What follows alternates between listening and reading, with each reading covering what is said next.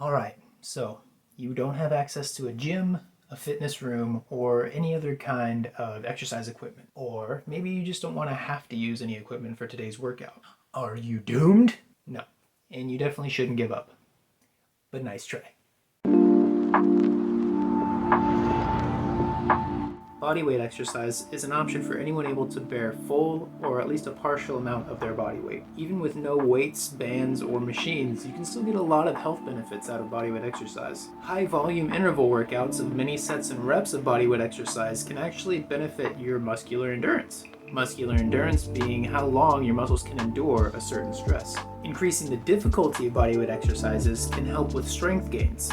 Modifying certain bodyweight exercises can increase the stress on a certain muscle, which forces it to get stronger. There are even some modifications of bodyweight exercise involving speed that can increase your muscular power. Muscular power being how much force your muscles can generate in typically a really short duration of time. But everybody wants to know about weight loss. Weight loss is a huge topic on its own, but yes, there are some bodyweight exercises that can help you with weight loss depending on what you're doing.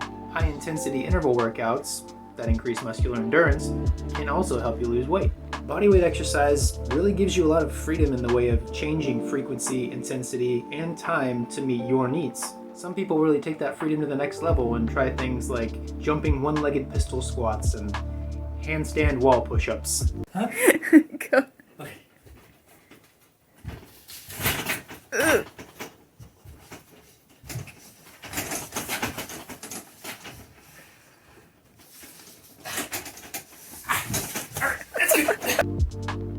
There are a few bodyweight exercises that I want to go through just to emphasize the importance of correct form.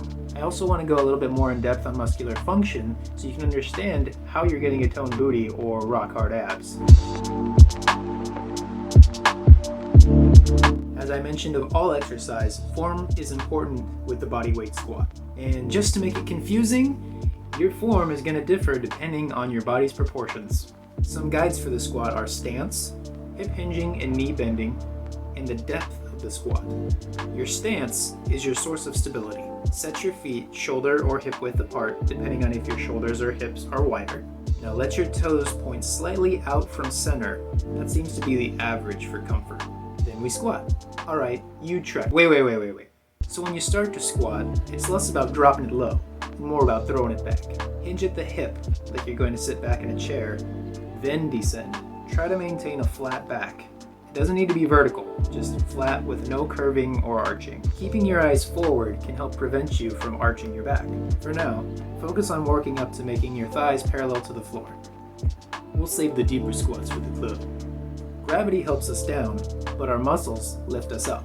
Our quads contract to straighten our leg at the knee, and our glutes contract to straighten our body at the hip. Thighs and caboose in one shot. Even our hamstrings get a little workout straightening at the hip. Put it all together and what have you got? The bodyweight squat. This next one might bring back traumatic memories of middle school fitness tests, but don't worry, we'll get through this together. Push-ups. Okay, good, you're still here. I was always exposed to push-up variation based on gender, but you do whatever feels right to whoever you are and leave the covering of bases to me. Whether your shins are flat to the floor, knees are bent, or you're in a full position, focus on your hands. The center of your palms should make a line across the middle of your chest. Start with your arms extended, then gradually let yourself down to the floor. Your arms don't need to stick straight out to the sides. I've actually found more benefit to my arms keeping them angled, elbows slightly away from the body. Just like with the squat, try to keep a flat back. Also, avoid arching or dropping your hips. Maybe we'll do yoga later, but it's push-up time. One thing we can take from yoga is breathe during exercise. Passing out is not an exercise benefit. Again, like the squat, gravity works us down and our chest contracts to stabilize the arms.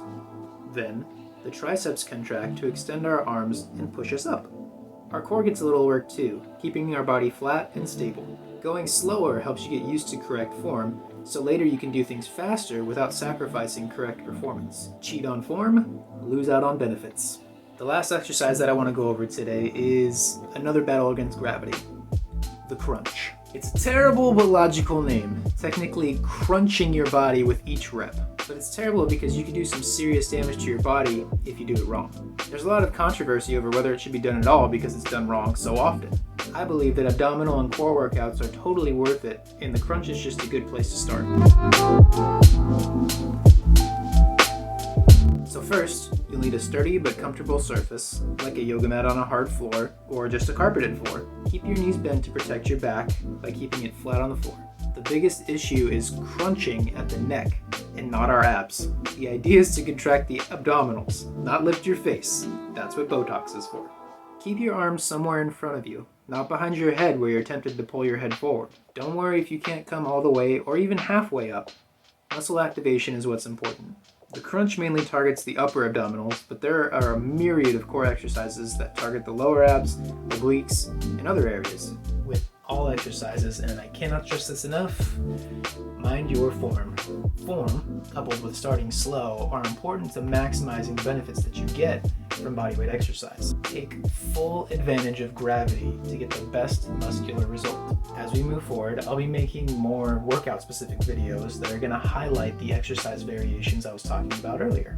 If there's no equipment around, give bodyweight exercise a try. Stay safe, practice good form, and much love.